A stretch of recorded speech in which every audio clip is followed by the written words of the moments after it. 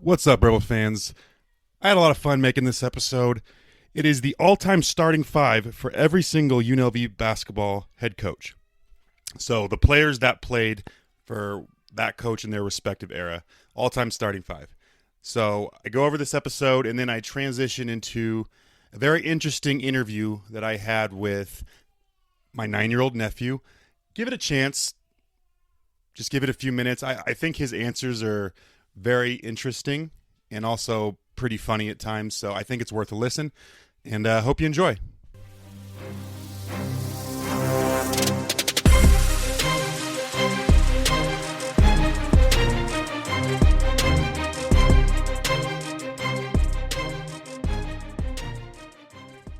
And we are back for another episode of the Rebellion Podcast. I'm your host, Ryan Staker.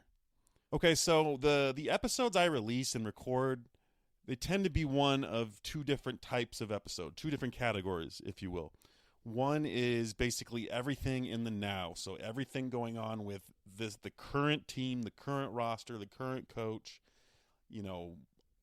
projecting how good they're going to be, analyzing our current players, giving my thoughts on, the game that just happened, that sort of thing, right? And then I have the other category of episodes where I just look at all of UNLV basketball history and come up with something random and fun, right? So you have $15 to build a team to beat UConn, okay? Or the top 20 most talented players in the last 20 years, stuff like that.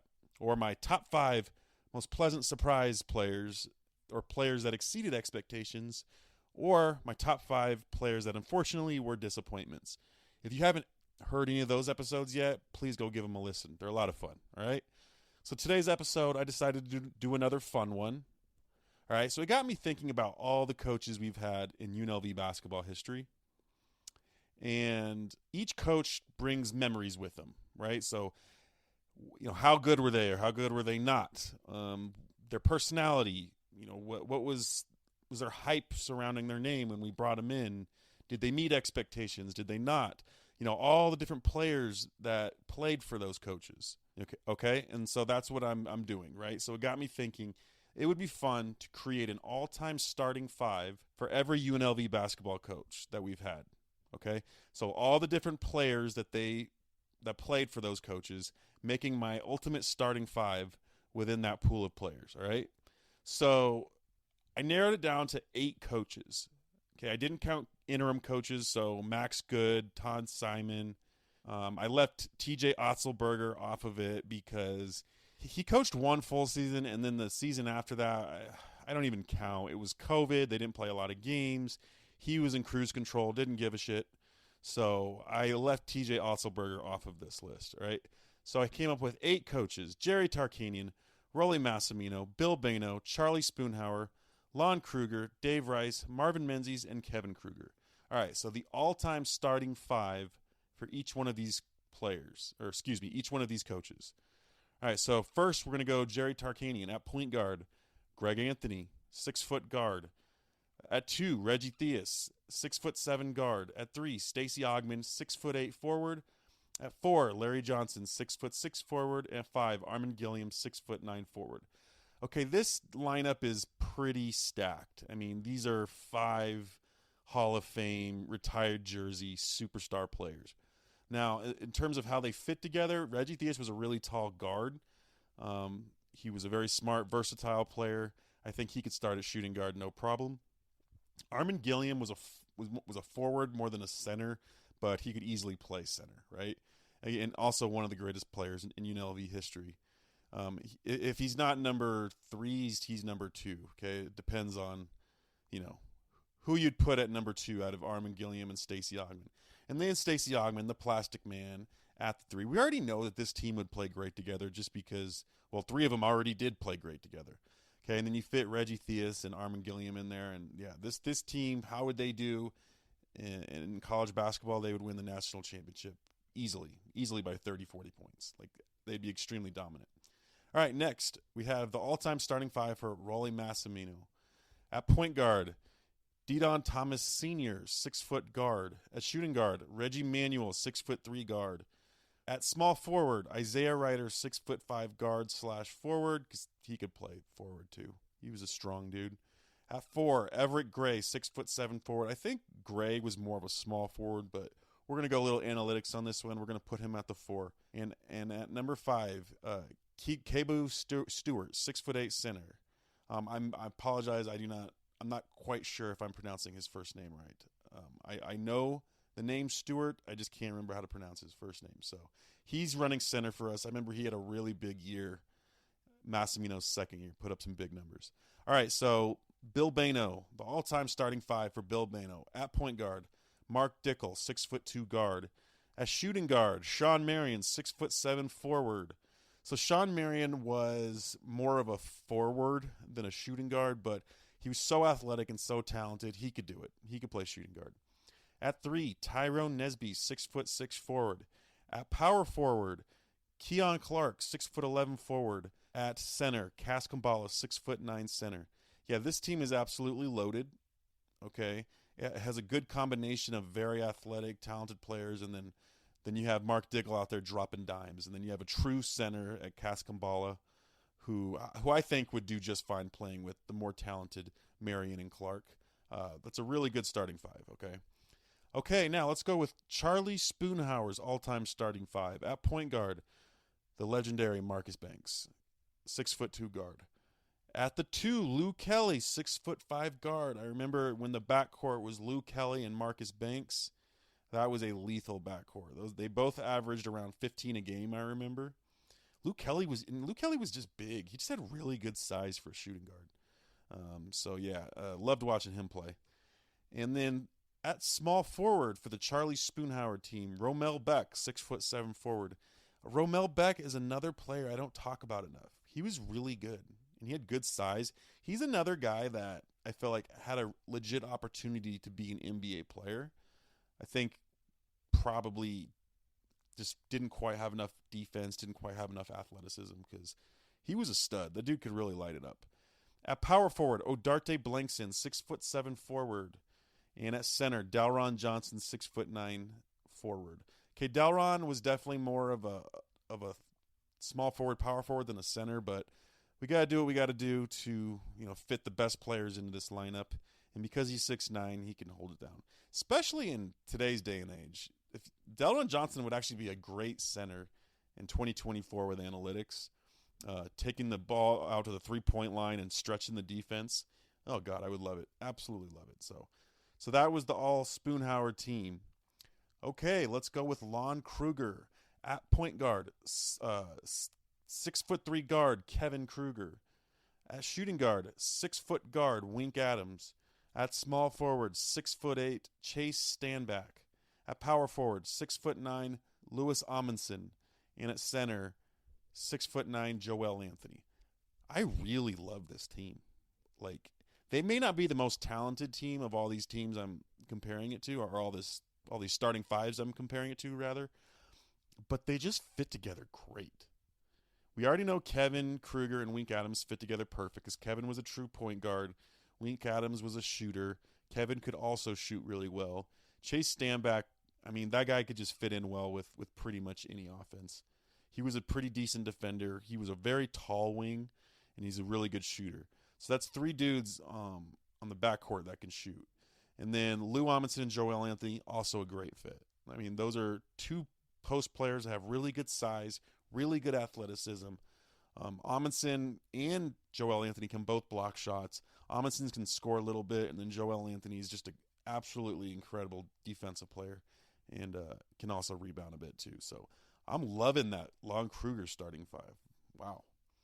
Okay, now moving on to Dave Rice. At point guard, I have Anthony Marshall, 6'3" guard. As shooting guard, I have Rashad Vaughn, 6'6" guard. At small forward, Patrick McCaw, 6'7" guard. At power forward, I have Anthony Bennett, 6'7" forward. And at center, Kem Birch, 6'9" center. Okay, so this was probably the more difficult one to make, because Dave Rice had so much talent in his tenure that to pick a starting 5 out of him was more difficult than I thought it would be. So, for example, I left off Bryce DeJean Jones and Christian Wood. Bryce DeJean-Jones and Christian Wood are two of the top 5 most talented players we've had in the last 20 years. So why did I leave them off? Well, Anthony Bennett was going to be on there no matter what. He's the most talented player in the last 20 years, number 1 pick in the draft, had a very good season for us. He was going to be on the lineup no matter what. So it was basically between Khem Birch and Christian Wood for that starting center position. I went Khem Birch because he was an outstanding rebounder, an outstanding defensive player, and we don't need scoring as much because we have so many other guys that could score. And then it was between Rashad Vaughn and Bryce DeJean-Jones at the 2. Honestly, that was a coin toss. The reason I chose Rashad Vaughn, he averaged more points in his 1 year that he played at UNLV, and he was a first-round draft pick, whereas Bryce was not drafted. Though Bryce did make the NBA before he unfortunately, tragically passed away. So I decided to go with Rashad Vaughn at the 2. And at point guard, I had to go with the mayor, the man, the myth, the legend. Not a myth, just the legend. Anthony Marshall. So if I wanted to go just the most talented starting 5, I would have Patrick McCaw play point. And then I would go Bryce DeJean-Jones at the 3. But I had to put Marshall on there. I already know he's a great fit with these guys. He's one of my favorite players ever. So he made the starting 5. Anthony Marshall. So love this talent. Absolutely incredible talent. How well would they play? Well, we'll talk about that. All right, Marvin Menzies. All-time starting 5 in the marvelous Marvin Menzies tenure. We have at point guard Amari Hardy. At shooting guard, Jovan Mooring. They're both 6'2". At small forward, Chris Clyburn, 6'6" guard. At power forward, Shakur Houston, 6'7" forward. And at center, of course, I got to go with Brandon McCoy, 7-footer. And then, last but certainly not least, Kevin Kruger's all-time starting 5. At point guard, obviously, I'm going to go Deion Thomas Jr. At shooting guard, Elijah Harkless. At small forward, Bryce Hamilton. At power forward, Keelan Boone. And at center, Caleb Boone. And if anyone's wondering why Bryce Hamilton is a Kevin Kruger player, well, first of all, his best season ever was Kevin Kruger. But also, since I didn't include TJ Otzelberger on this, he's disqualified. But I guess technically, Bryce Hamilton also played for Menzies. Dang, I just thought of that. He played for 3 different coaches at UNLV. Man, he was loyal. That's also why he's one of my favorite players ever. Okay, so with the Kevin Kruger team, I also had a tough decision because I had Donovan Williams and Royce Ham, both very good players. I went Caleb Boone over Royce Ham. It was close, but I do think Caleb is a little bit more talented overall. He's also a much better offensive player. Royce Ham was outstanding defensive player, outstanding rebounder. Caleb, I just think I give the nod to his all-around game. And then I had to choose between Keelan Boone and Donovan Williams to start at power forward. Another tough decision, but ultimately I went with Keelan Boone because he just came off a very, very good season for us. I mean, he was right next to Deion as our best player at the end of the year. And I also think he's more of a good fit for a power forward. He was big, he was fairly strong, he could defend. And then he also could knock down 3-pointers, so also great for a 4-out, 1-in offense. Okay, so that was my all-time starting 5 Kevin Kruger team. Okay, now I'm going to rank these 1 through 8 based on how good I think that team would be. Number 1, there's no surprise. Actually, let's start off with number 8. Number 8 definitely is the Marvin Menzies team. That team would have been... I mean, those are 5 good players, so that team with a good coach could definitely win the Mountain West, but that's not how we're doing it. We're doing it with the coach they played for is coaching them. So those 5 coached by Marvin Menzies, I'm going to say would be like the 60th best team in college basketball. And they would be a bubble team to make the NCAA tournament, but they would lose the first round of the Mountain West Conference tournament and get eliminated from contention. So Menzies, 8th place. 7th place, I went with Massimino, though he did have J.R. Ryder, who was one of the best players in UNLV history, one of the most talented and fun to watch players in UNLV history. Because they had him, they are definitely an NCAA tournament team. I would say with that group, with that 5 group, Deion Thomas Sr. running point, I'm going to say they would be a top 30 team in college basketball, and they would get a 6th seed in the NCAA tournament. All right, number 6, Spoonhour. How would Spoonhour's team be? Okay, so we already know Marcus Banks, Lou Kelly, and Delron Johnson play well together. They proved it. They didn't have an NCAA tournament team, but they were on the cusp, right? They were like basically on the bubble. So those three do have good chemistry. They fit well together. And then you add in Romel Beck and Odarte Blankson, who were our two best players 2 years in a row after Marcus graduated and before we got Lon Kruger. Those two were very good offensive players. So this team, I think, would be incredible offensively. I think they'd be incredible offensively. I don't know so much about defense, though. They might struggle there.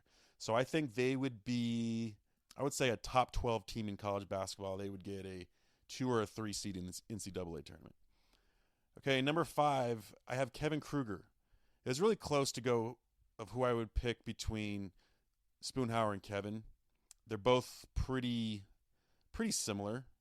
Though I decided to give the nod to Kevin's team because I think this team also would be incredible on offense.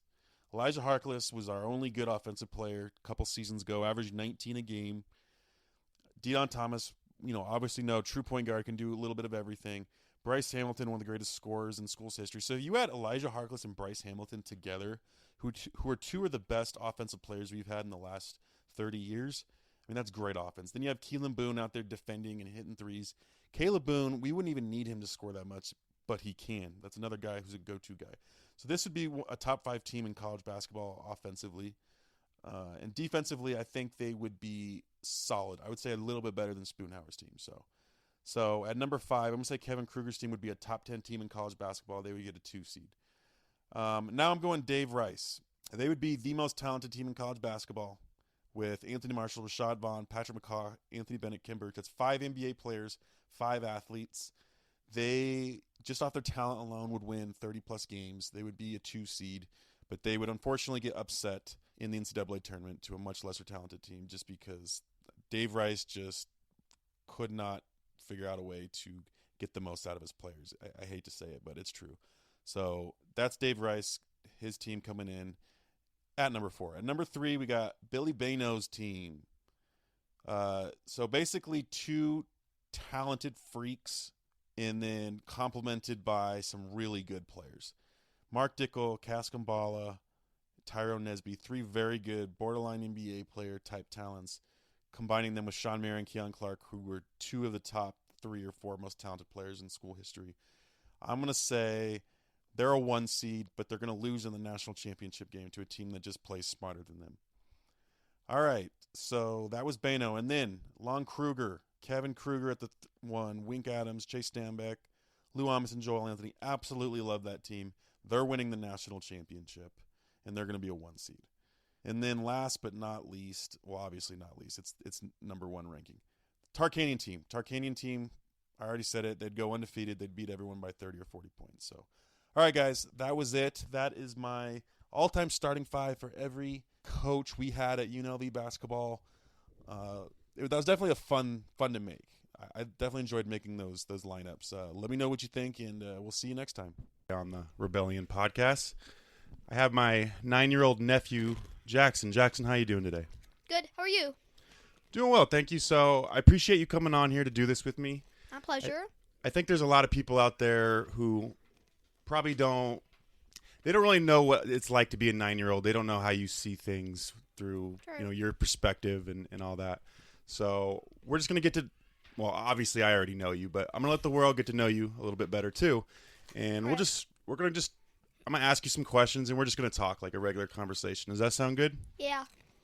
All right. So the first thing I'm going to ask you. So Jackson, how are times different today versus when your parents were kids? Like what's different about today than when your parents were your age, let's say?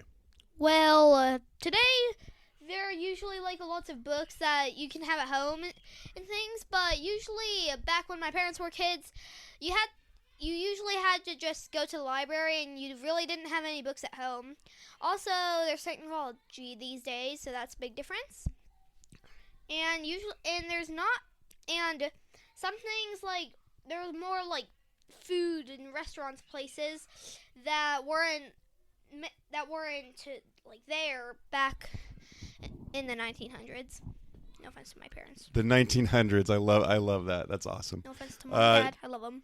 That was a great answer. Just do me a favor, Jackson. When you talk, try and keep the microphone this close to your lips the whole time. Okay. Okay. It's kind of hard because I do the same thing, but it just sounds better when we replay everything back. So. Okay. But yeah, thank you for that, and it's very true. You made some really good points there.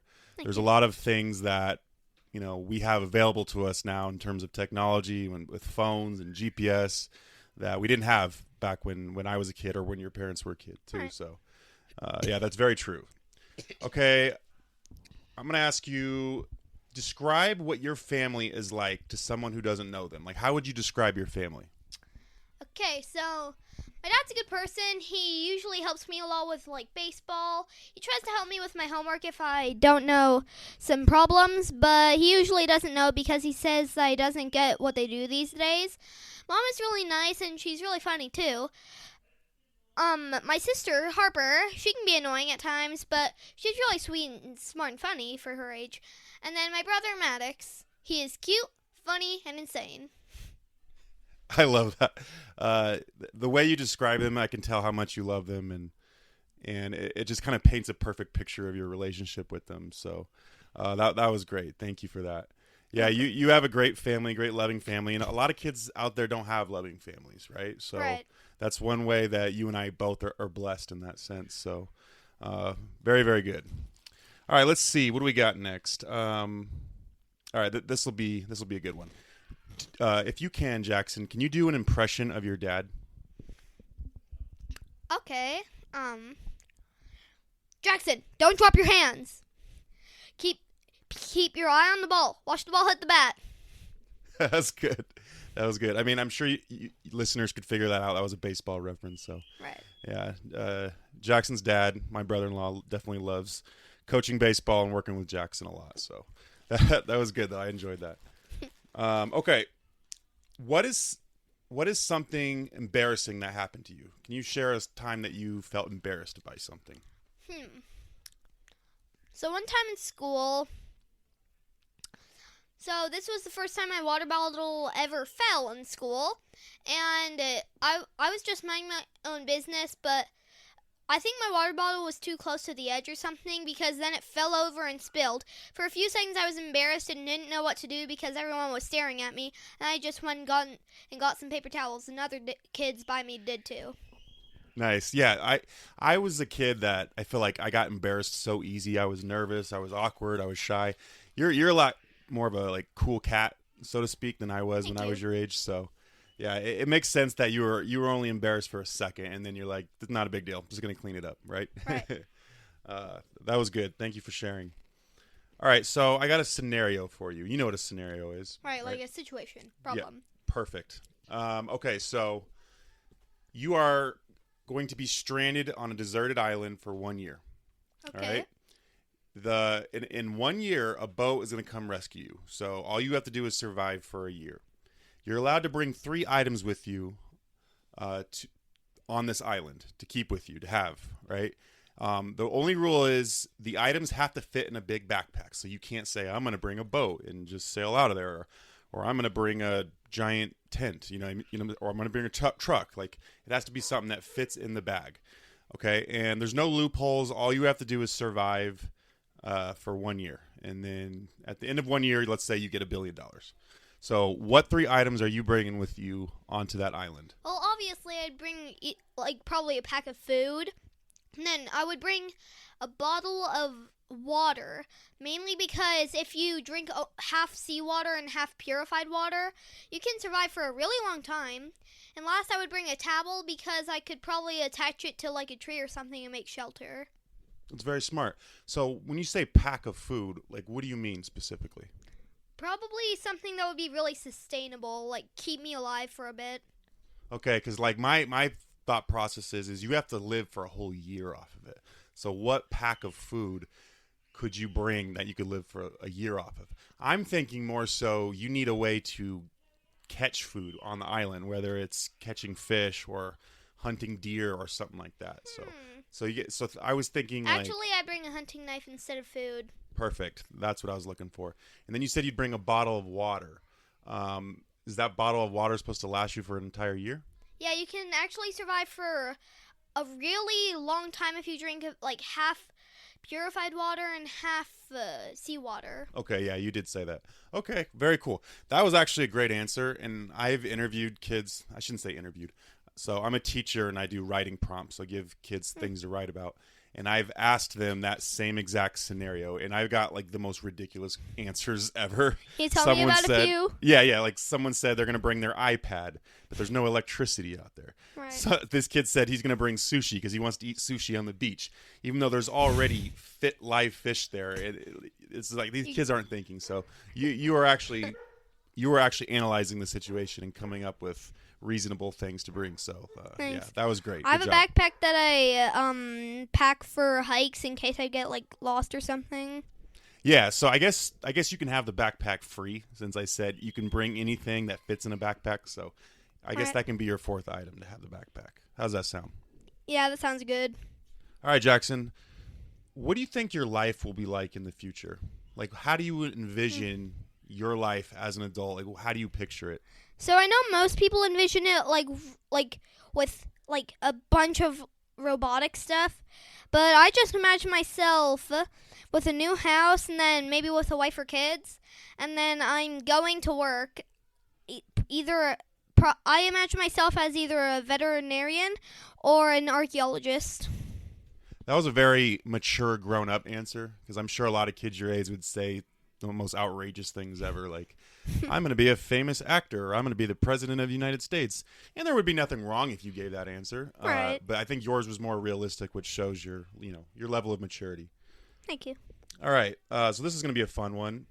If you could have any superpower, what would it be and why? I would choose invisibility because I could do things and act like a poltergeist and freak my family out. But the reason I wouldn't choose like flying or anything would mainly because people would think I'm like crazy or like weird or stuff. And super strength, I can just get that by working out a lot. That's awesome. And phasing through walls and seeing through walls, I might see things I do not want to see. That's. Have you thought of this before? Because that's really smart. I have thought of it. Okay, yeah. Many times. Because that makes sense. Yeah, if you could see through walls, you probably would see things you don't want to see. Yeah. Yeah. So that was a good answer. I always thought it would be cool to teleport. Oh yeah, me too. I'd probably be my second. Yeah, it just it would save obviously a lot of time and money on traveling, and I feel like you could just get so much done. And think about if we could just teleport to Mexico for our vacations. Boom. Yeah, just an instant, right? Hey fam. All right, so Jackson, you love to read. So Jackson is actually in the 99.9 percentile of reading. I did not make that up. That is a fact. He already reads at a college level. Would you say that's accurate? Yeah, about. Yeah, I mean, when I first met him, he was, I think, 6 years old, and he was already reading big words that a lot of adults couldn't read. I was pretty blown away. So Jackson, what is your favorite book that you've read, if you had to pick one? And why? So my favorite book series is Harry Potter because it has a lot of fantasy and I like magic stuff. And my favorite one would probably be the sixth book, The Half-Blood Prince, because the characters are older, so you learn more about them. Plus, there's a lot of death, which makes it more fun, but also helps you understand more things. Awesome. Yeah, I never got to read all the Harry Potter books. I read the first couple, but even at my age and everything I have going on in life, I still would be interested in reading those books. So thank you. I appreciate that. That made me more interested. Okay. If you could be any animal, what would you be and why? I would be a hamster, mainly because my favorite animal is a hamster. And I could go into little small spaces, see what it's like to run in a wheel, run in a ball. And my parents don't usually let me run those big hamster balls at carnivals because they think they're unsanitary. And then, also, if I ever got in trouble, I could just turn into a hamster and run my little feet away. I like that. Yeah, my mindset was, like, when you first said hamster, I'm like, would you be worried about, I don't know, becoming prey to bigger animals or someone accidentally stepping on you or something? Yeah, I might just turn back into a human or something. Okay, gotcha. That makes sense. That makes sense. Yeah, because I feel like most kids would say, a lion or a gorilla or something. So that was a very unique answer. What would you be if you could? I know it might be a little cliche, but I think I'd have to pick a bird. I would love to know what it's like to fly. So Yeah, that is maybe a like pretty a good bald one. eagle or something. Yeah, something like that. Or maybe a bird like a falcon or something. What's the fastest bird? Do you know? Peregrine falcon, found on every continent except Antarctica. All right, yeah, I want to be that one. Cool. All right, what do we got next? Oh yeah, side we already- comment. Yep, go for it. So you know the bald eagles cry when it's usually on like America videos or something like Yeah. that. So it's a fraud Really? because its cry is actually not very majestic. It's actually kind of like squeaky, and they actually used a call of a hawk. I don't know which, but I'm pretty sure it's a red-tailed hawk. Wow, that's really interesting. I did not know that. Me neither until like 3 months ago. Oh, very cool. Thanks for sharing. You're welcome. All right, let's see. Ooh, I think I already asked you that one. Let's see. What would it be? Sorry, I lost my place on my list. All right, what would be the worst name to have, like what that you could think of in the world? The worst name.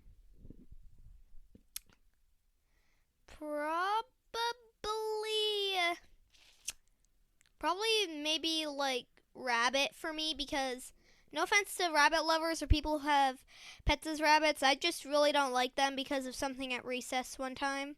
Okay, so we wouldn't want to call you Rabbit. Yeah. Okay, yeah. So there is a movie that I really like called 8 Mile, where the main character, his like everyone calls him Rabbit. That's his nickname in the movie. So yeah, but no one ever called Jackson Rabbit. Okay, also wait. Yeah, nah, I lost it. Okay. All right, just a few more. Okay. What is something grown-ups do that you don't understand? Like something that you see adults do that you're like, why do they do that? Taxes. I know that it's to help the government. Oh yeah, I know it's to help the government, but I just don't get it. I know you have to have a job to do it. So when I was younger, I didn't want to do taxes when I grow up, and I know you have to have a job to do them. And I just said I wouldn't have a job, and I would stock up on the money I already had. Yeah. Like from losing a tooth or stuff like Yeah. that. No, that's smart. Yeah, a lot of people definitely don't love taxes. So that was something that like when I got older and I got in the real world and I started paying my own bills and stuff, I had to start, learning about that sort of thing. How do taxes work? Yeah, absolutely. So yeah, that was a good answer. I don't know what I was thinking. I was thinking you were going to say something like stress over the smallest thing. I don't know what I was thinking you were going to say, but that was a good answer. I like that. Oh yeah. Another pet peeve I have about parents and stuff like that, blaming me for things I didn't do. Gotcha. Yeah, that was the type of answer I was waiting for. Yeah, so I definitely got in trouble or blamed for stuff that I felt like wasn't my fault as a kid. And whenever I tried to defend myself, they just didn't let me defend myself. They're like, "No, stop talking. Go to your room," And Right. So yeah, I can relate to you in that sense. All right, what is something you wish adults understood about kids? So I know that adults feel like being called younger is a compliment than they look. And then for kids, it's more like being called older. And then, like, I feel like adults just don't understand it because I don't know why they like being called younger. For a lot of kids, they feel it's sort of like an honor to be called older than you look. Then because you can smile and tell them that that's not actually your age. Yeah, no, you're definitely right. Like usually when adults start to get in like the 30s and 40s, they want to look younger than they actually are, and so it becomes like it's considered rude to ask someone what their age is. Like especially women like you're never anyone over the age of like 20, like you're like not supposed to ask them how old they are. But yeah, that's a good observation. Yeah, I like that. That was funny. No offense to all women listening. Yeah, no offense. All right, Jackson, what is the most disgusting food you have ever tasted? So I've had sushi before, and I've always wanted to try it, but it's never really been. But I've only ever had crab sushi, and I don't like crabs. Oh yeah, and also yams. I didn't really like them. So that's the grossest thing you ever take. Like you can't think of anything that made you like just feel sick. What literally made me sick? Not literally. Yeah, but it's also really gross. Yeah, just something that you Cashews. just hated the taste. Cashews. Why aren't you allergic? Yeah, but not just because I'm allergic. Okay, Pistachios, you too. just hated the taste. Yeah. Okay, all right. I can't even think of. I hate horseradish. Yeah, that's way too My spicy wife for and me. your tata, which means his aunt, absolutely loves it, and I can't stand it. I hate wasabi, but I love sushi. But What's I hate wasabi? Wasabi's like this kind of green, thick sauce type. I don't even. Yeah, it's kind of like a sauce that you dip, or you mix it in soy sauce to dip your sushi in. I don't know how else. It kind of has the consistency of almost like Play-Doh, maybe. I don't know. Someone might be listening to this and be like, "What's this guy talking about?" But yeah, what else do I hate? Oh, I hate olives. I hate black and green and Oh yeah, I don't like onions Greek either. olives. Onions, I hated as a kid, and then now I really I love grilled onions. Raw onions, not so much, but yeah. So, but those are strong flavors, so it makes sense why someone would not like them. All right, describe what a perfect day would be for Jackson.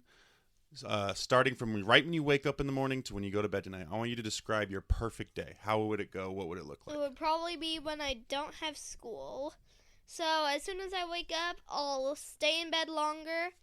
Then I'll read for a long time, finish my book if I can, and then usually read more.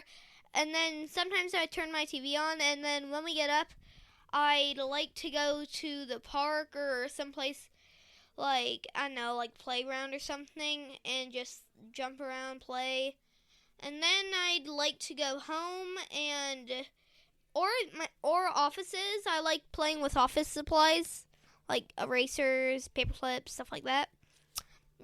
And then I would go home, usually lay on my beanbag chair, maybe play some video games, do more reading, and then after a bit I'd go to bed. Nice. So yeah, to me it sounds like you're a very easygoing guy. Like you don't ask for much, and I think that's a great quality to have. Like it's not like you said, I have to be in Disneyland all day, or I have to be whatever, partying with my favorite baseball player, like all this crazy stuff. You just said like just basic things to make you happy, and I think that was a really cool response. Honestly, I think that was very mature. All right, Jackson, that's all I had for you today, buddy. Before we go, is there anything you want to say to the world? If you are listening, I'd like you to know that my Tio Ryan is awesome and you should listen to his podcast.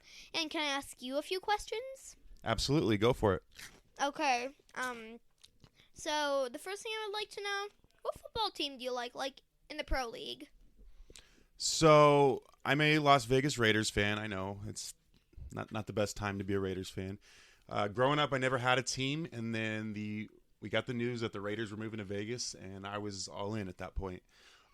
My mom is a diehard Cowboys fan, so I also root for the Cowboys too. So probably the two most hated teams in the NFL, arguably, are my teams. But yeah, I get that from my dad. Yep. And I have another question. Shoot. Did you? That means go for it. Sorry. Sorry. Did you have any pets when you grew up?